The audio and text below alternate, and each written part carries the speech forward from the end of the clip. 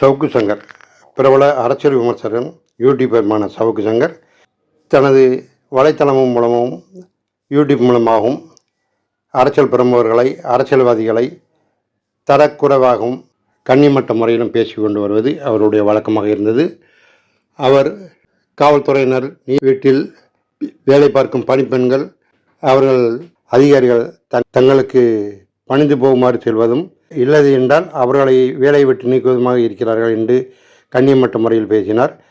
பெண் காவலர்கள் தங்களுக்கு பதவி உயர்வு கிடைப்பதற்கும் தங்கள் பணி பாதுகாப்பிற்கும் அவர்களுக்கு மேல் அதிகாரிகளிடம் பணிந்து போகிறார்கள் என்றும் குற்றம் சாட்டி அது மிகப்பெரிய வழக்காக மாறியது. இதில் காவல்துறை கண்காணிப்பாளர் என்ற அருணையும் தரக்குறைவாக பேசியிருந்தார். இதனால் அவர் மீது நடவடிக்கை எடுக்கப்பட்டது.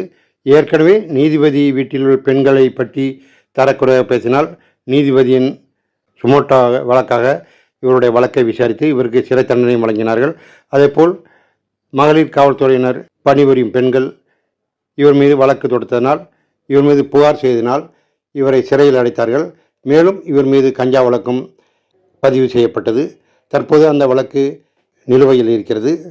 இதுபோக தமிழ்நாடு முதலமைச்சர் மு.க.ஸ்டாலின் அவருடைய மகனும் அமைச்சருமாகிய உதயநிதி ஸ்டாலின் மற்றும் ஸ்டாலினுடைய மனைவி ஆகியோரை பற்றி தரக்குறைவாக பேசியது இவருக்கு மிகப்பெரிய அதிருப்தியை ஏற்படுத்தது. தற்போது அவருடைய வீடு கீழ்ப்பாக்கம் தாமோதரமூர்த்தி சாலையில் இருக்கிறது. அம்மா கமலா இருக்கும் பொழுது தூய்மை பணியாளர்கள் பலர் வீட்டின் முன் தங்களை தரக்குறைவாக பேசுவதற்காக ஆர்ப்பாட்டம் செய்து அவருடைய வீடு முழுவதும் மலம் கலந்த நீரை தெளித்தும் அங்கிருந்த பொருட்களை கீழே தள்ளிவிட்டும் போராட்டம் செய்ததாக தெரிகிறது. இது தொடர்பாக காவல்துறையில் வழக்கு பதிவு செய்து தற்போது நடவடிக்கை எடுத்து வருகிறார்கள்.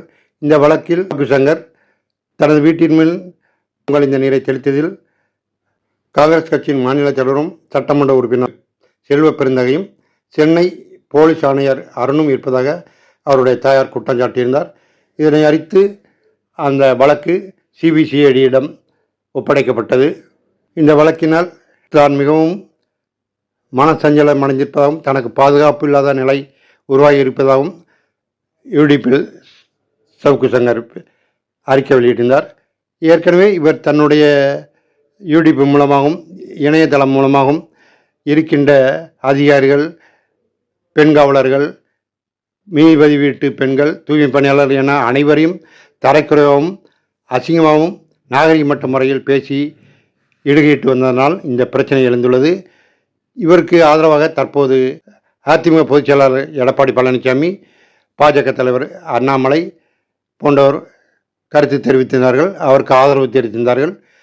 அந்த ஆதரவை இவர்கள் இதற்கு முன் மற்ற தலைவர்களை, மற்ற பெண் காவலர்களை, நீதிபதிகளை, தூய்மை பணியாளரை பற்றி அவர் பேசும் பொழுதும் அதை பற்றி தரக்குறைவாக நாகரிகமற்ற முறையில் இடுகையிடும் போதும் இவர்கள் தங்களுடைய வாய்களை எங்கே வைத்து கொண்டிருந்தார்கள் என்று பலர் கேள்வி எழுப்பி வருகிறார்கள். இவர்கள் அவர் தவறு செய்யும் பொழுதுதான் தட்டி கேட்காமல் அவரை வைத்து தாங்கள் பயனடைந்து கொண்டு தற்போது வீடு தாக்கப்பட்டவுடன் அவருக்கு ஆதரவாக குரல் எழுப்பது எந்த விதத்தில் நியாயம் என்றும் தற்போது இணையதளத்தில் வேகமாக பரவி வருகிறது. அவரை தட்டி கேட்க அவருக்கு புத்திமதி சொல்ல முடியாத இவர்களுடைய பேச்சுகளால், நாகரிகமற்ற பேச்சுகளால் அவர் தாக்கப்பட்ட பொழுதும் அவரை தாங்கி பிடிப்பது எவ்வளவு இழிவான செயல் என்று எடப்பாடி பழனிசாமிக்கும் அண்ணாமலைக்கும் எதிராக கருத்துக்கள் தற்போது வேகமாக பரவி வருகின்றன.